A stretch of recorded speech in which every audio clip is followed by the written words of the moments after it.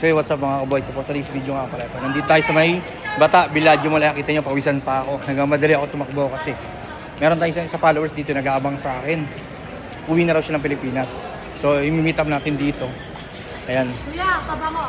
Kasi So ayun. Tara. Punta na natin si Kabayan. Ito. Baka isipin nyo, puro babae lang binibigyan ko. O ito na si Kabayan. O. Ayan. Oh. Ito yung Ito si idol, oh. ito yung followers natin. Boss, shoutout na boss. Shoutout! Sana aking idol na vlogger, Jason Vargas. The best. Kailan uwi mo boss?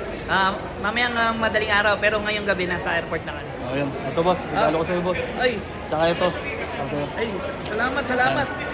Thank you so much sa idol, Jason Vargas.